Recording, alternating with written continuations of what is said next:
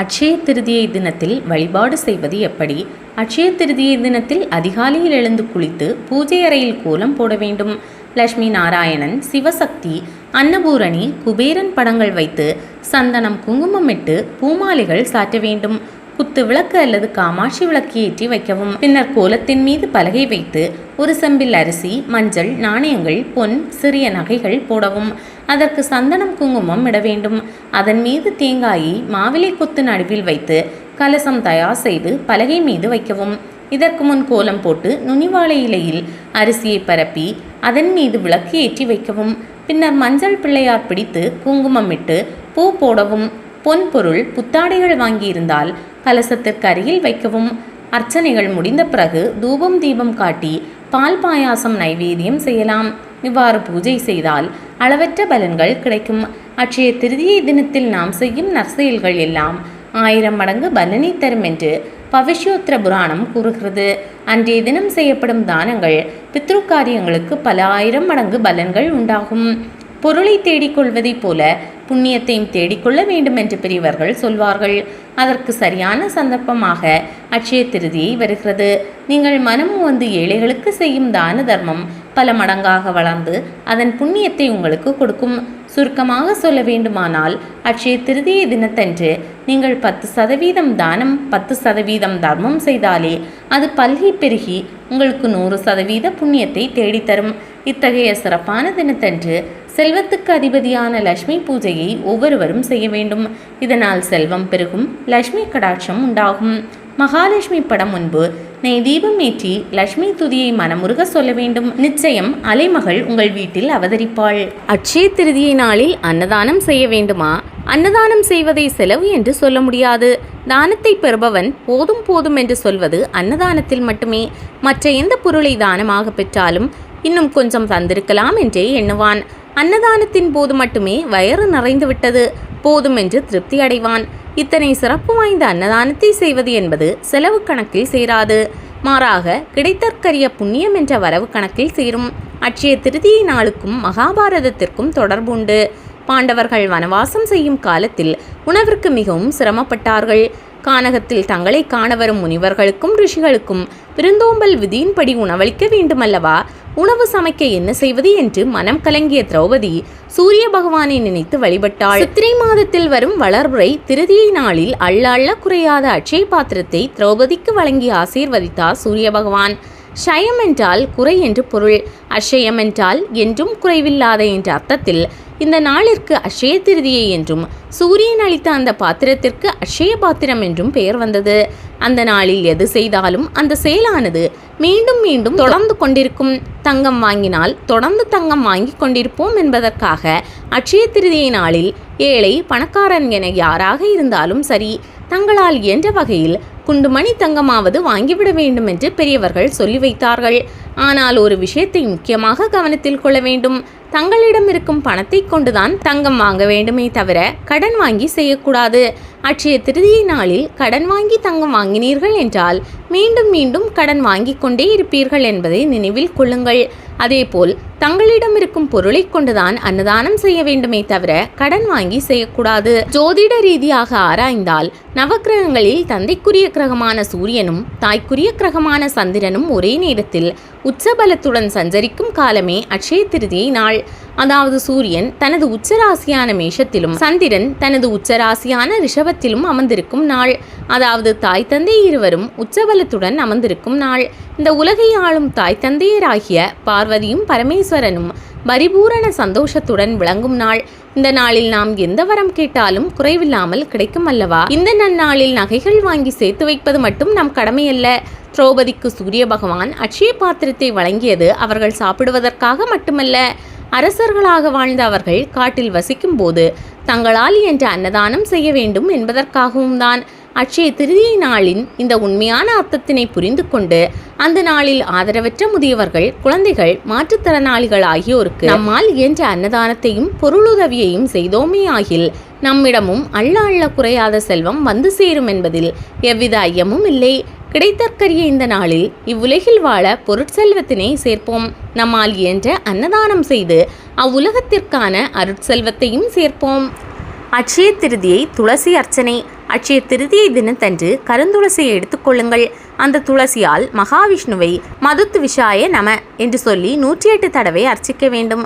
காலை மாலை இரவு என 3 நேரங்களிலும் இந்த அர்ச்சனையை செய்தல் வேண்டும். இது அளவற்ற பலனை தரும். அட்சய திருதியை ஆலய வழிபாடு. சில குறிப்பிட்ட கோவில்கள் அட்சய திருதியை நாளன்று வழிபட சிறந்தவையாக கருதப்படுகின்றன.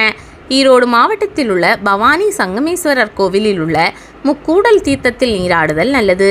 தூத்துக்குடி மாவட்டத்தில் உள்ள நவ திருப்பதிகளில் ஒன்றான திருக்கோளூர் பெருமாள் தரிசனம் செய்யலாம்.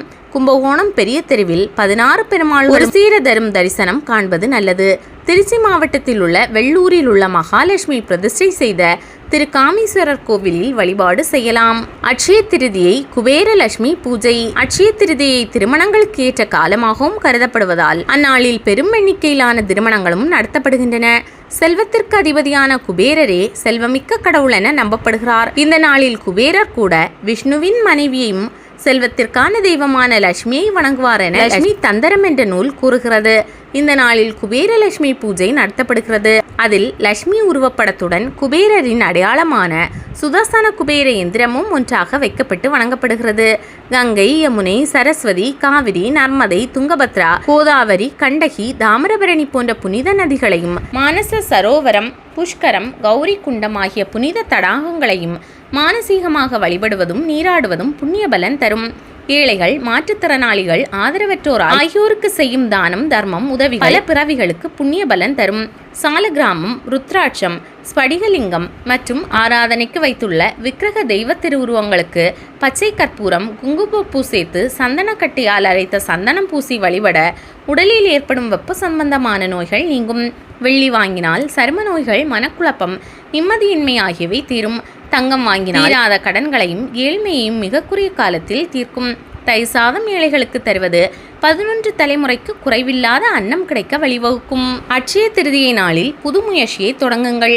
அட்சய திருதியை நாளில் தொடங்கப்பட்ட எந்த ஒரு முயற்சியும் தொடர்ச்சியாக வளர்ந்து நன்மையை கொடுக்கும் என கூறுகின்றனர்.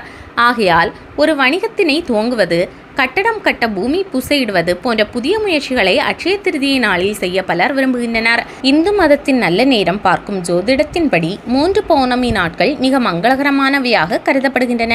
இவை 3.5 திதிகள் என்றும் அழைக்கப்படுகின்றன.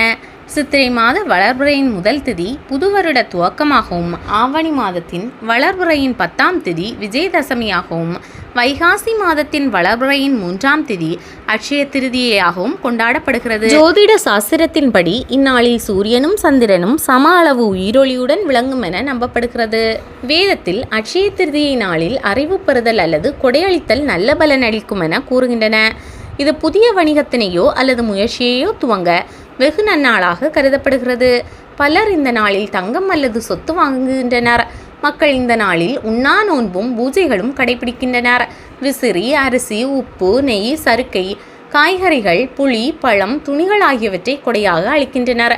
இந்த நாளில் திருமாலை வணங்குகின்றனர். தீப வழிபாடு செய்யும் போது சிலையின் மீது அல்லது அருகில் துளசி தீர்த்தம் தெளிக்கப்படுகின்றது. அட்சய திருதியை நாளில் புண்ணியத்தை சேருங்கள். அட்சய திருதியை என்பது இந்து மற்றும் சமணர்களின் புனித நாளாகும். அது வைகாசியில் தேய்பிறையில் பௌர்ணமி நாளை அடுத்த 3ஆம் நாளில் கொண்டாடப்படுகிறது. அட்சயம் என்றால் குறைவற்றது, வளர்வது என பொருள். வைகாசி மாதம் வளர்பிறை திருதியை அட்சய திருதியை என்று அழைக்கப்படுகிறது. அட்சய திருதியை தினத்தன்று தெய்வங்களுக்கு செய்யப்படும் பூஜைகள், ஜபங்கள், ஹோமங்கள் மற்றும் ஏழைகளுக்கு செய்யப்படும் தானங்கள், உதவிகள் ஆகிய அனைத்தும் அட்சயமாக வளர்ந்து பலனை தரும். குறிப்பாக ஒரு சொம்பு அல்லது பாத்திரம் நிறைய தண்ணீரை ஏழைகளுக்கு தானம் செய்ய வேண்டும். இதற்கு தர்மக்கட தானம் என்று பெயர். புண்ணியத்தை சேர்த்துக் கொள்வதற்காகவும் பித்ருக்களின் திருப்திக்காகவும் தண்ணீர் நிரம்பிய பாத்திரத்தை தானம் செய்கிறேன் என சங்கல்பம் செய்து கொண்டு ஒரு சொம்பு அல்லது பாத்திரத்தில் ஏலக்காய் முதலிய வாசனை திரவியங்களுடன் கூடிய சுத்தமான தண்ணீரை நிரப்பி அதை ஏழைகளுக்கு தந்துவிட வேண்டும். அட்சய திருதியை தினத்தன்று வீட்டின் வாசலில் தண்ணீர் பந்தல் அமைத்தோ ஒரு பெரிய பாத்திரத்தில் தண்ணீரை நிரப்பி வைத்தோ அனைவருக்கும் குடிக்க தண்ணீர் தருவது மிகுந்த புண்ணியத்தை தரும். அன்னதானத்திற்கும் தண்ணீர் தானத்திற்கும் மிஞ்சிய தானமில்லை என்று சொல்வார்கள். பசியுடன் கூடிய அனைவருக்கும் அன்னதானம், தண்ணீர் தானம் செய்ய வேண்டும். இதில் ஜாதி, மத, இன, கல்வி பாகுபாடு பார்க்கக்கூடாது. தாகத்தோடு வருபவர்களுக்கு குடிக்க தண்ணீர் தருவது புண்ணியத்தை தந்து நமது விருப்பத்தை நிறைவேற்றும். அது இறந்த முன்னோர்களுக்கு உண்டாகும் தாகத்தையும் தணித்து அவர்களுக்கும் நல்ல கதியை உண்டாக்கும். மேலும் விசிறி, குடை, செருப்பு, பானகம், நீர்மோர் ஆகியவற்றையும் ஏழைகளுக்கு தானமாக அளிக்கலாம். ஆகவே அட்சய திருதியை தினத்தன்று வெயிலில் தவிக்கும் 10 பேருக்காவது குடிக்க தண்ணீர் கொடுப்பதும், காய்ந்து போன செடிகள், கொடிகள், மரங்களுக்கு தண்ணீர் விடுவதும் மிகவும் சிறந்தது. அட்சய திருதியை அன்று செய்யப்படும் பூஜை, ஜபம், ஹோமம், பாராயணம், பித்ரு தர்ப்பணம் மற்றும் ஏழைகளுக்கு செய்யப்படும் தானம், உதவி ஆகிய 6ம் அட்சயமாக பலனை தரும். இதனால் கிடைக்கும் பலன் நம்மை தொடர்ந்து நம் சந்ததிகளுக்கும் அடுத்தடுத்த ஜென்மங்களிலும் குறைவின்றி அட்சயமாக கிடைக்கும்.